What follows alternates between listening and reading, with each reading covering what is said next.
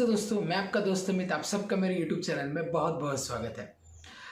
आपको पता होगा कि कई सारी पुरानी कंपनीज है, बहुत सालों से चल रही है, लाइक 100 ईयर्स 100+ ईयर तक चल रही है और भी अभी भी उनके ब्रांड्स चल रहे हैं।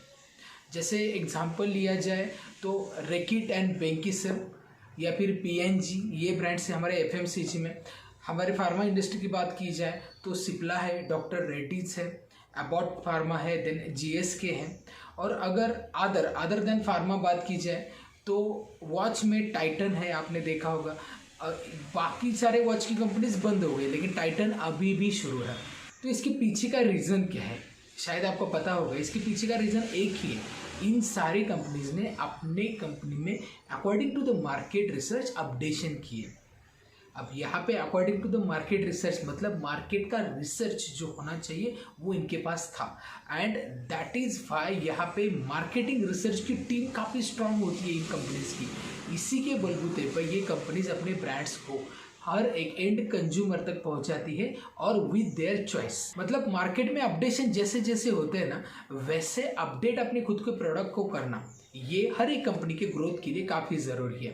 तो इसी के लिए हर कंपनी में मार्केट रिसर्च की वैकेंसी होती है, और उसी तरीके से फार्मा इंडस्ट्री में भी मार्केट रिसर्च, मार्केट एनालिस्ट की वैकेंसी होती है। यहाँ पे आप करियर तो कर सकते हैं, लेकिन एक्चुअली आपकी जॉब एंड रोल रिस्पॉन्सिबिलिटीज़ क्या रहेगी और कौन कौन से स्किल चाहिए आपको इस फील्ड में जॉब करने के लिए। तो बेसिकली यहाँ पे मैंने बहुत सारे मुझे रिक्वेस्ट आई थी इस जॉब के लिए, क्योंकि आपने देखा होगा जॉब अगर आप सर्च कर रहे होगे तो बिजनेस एनालिस्ट या फिर मार्केट रिसर्चर, इसकी बहुत ज़्यादा वैकेंसी है, फार्मा में भी अवेलेबल हो चुकी है। तो इसका एक्चुअली मीनिंग क्या है और इसके लिए आप प्रिपेयर कैसे करेंगे और एक्चुअली इसमें क्या डिमांड करती है इंडस्ट्री, इसके लिए ये वीडियो में मैं आपको पूरे डिटेल में बताऊंगा about market research in the pharmaceutical industry. तो चलिए इस वीडियो को स्टार्ट करते हैं।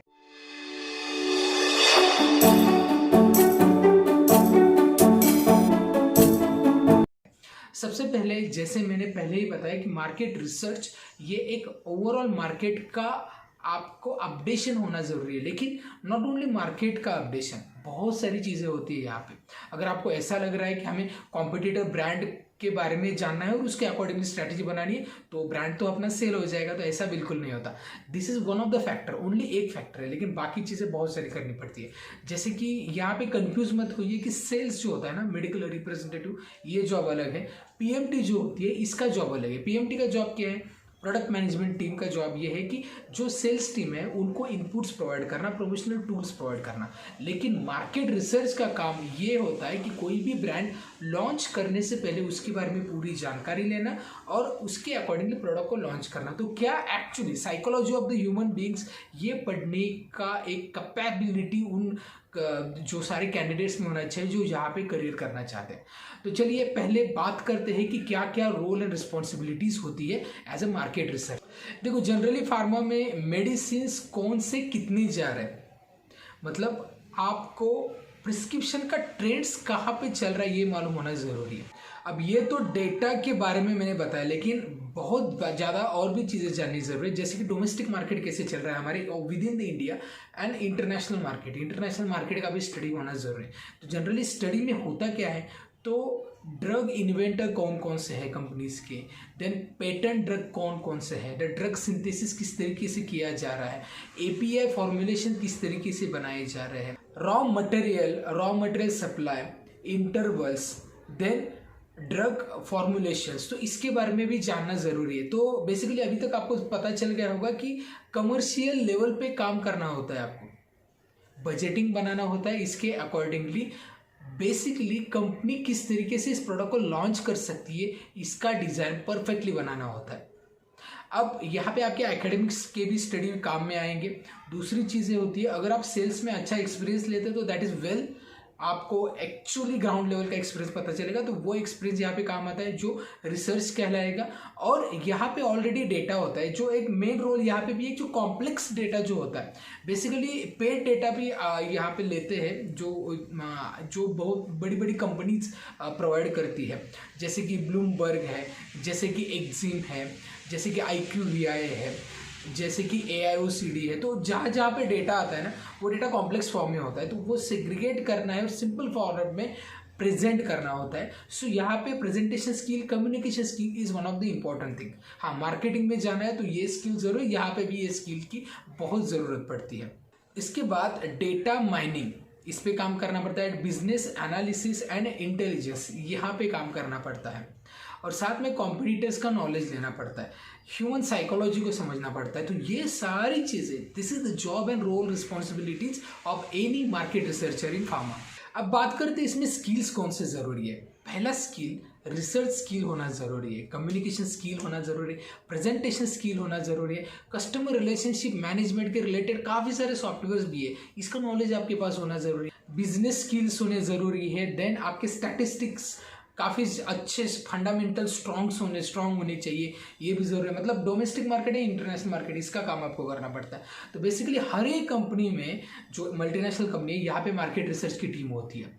तो मार्केट रिसर्च के टीम पे ये बेस होता है कि प्रोडक्ट को किस तरीके से इन्वेंट किया जाए, और डेटा पूरा एक्सट्रैक्ट करने के बाद उसके बेसिस पे उनके स्टैटिस्टिक बनाते हैं, वो सेल का एक फोरकास्टिंग बन जाता है।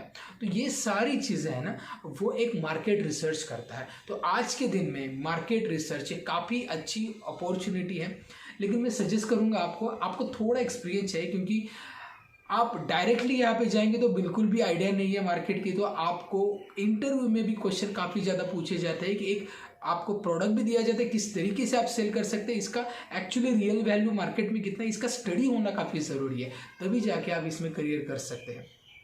तो बेसिकली जो मल्टीनेशनल कंपनीज है, जो एक्सपोर्ट करती है, जो इंटरनेशनल मार्केट में प्रेजेंस है, ये हर कंपनी मार्केट रिसर्च की टीम रखती है। इसके लिए आपको यहाँ पे जाने के लिए काफ़ी ज़्यादा करियर अपॉर्चुनिटी है, लेकिन सेल्स, मार्केटिंग या फिर कस्टमर रिलेशनशिप मैनेजमेंट में आपका काफ़ी ज़्यादा स्ट्रॉन्ग फंडामेंटल्स, साथ ही रिसर्च में भी आपके पूरे बेसिक्स क्लियर होने ज़रूरी है। तो ये सेल्स का, जो आप मेडिकल रिप्रेजेंटेटिव का काम करते हैं तो सेल्स का ही इंपॉर्टेंटली हो, आपको ज़्यादा फोकस नहीं करना पड़ता, बस बेसिक ह्यूमन एनाटॉमी फिजियोलॉजी भी समझ जाते हैं तो इट्स ओके। बट यहाँ पे ऐसा नहीं है, ये पूरा आपको जितने ड्रग्स इन्वेंट हो रहे हैं, अप्रूवल हो रहे हैं या डिसअप्रूवल हो रहे हैं, इसका हर एक अपडेटेड इंफॉर्मेशन भी आपके पास होना ज़रूरी है। So that is called as market research. जितनी कंपनी की मार्केट रिसर्च की टीम स्ट्रांग हो, उतनी उनके प्रोडक्ट अच्छी तरीके से इन्वेंट होकर स्ट्रांगली सेल करते हैं।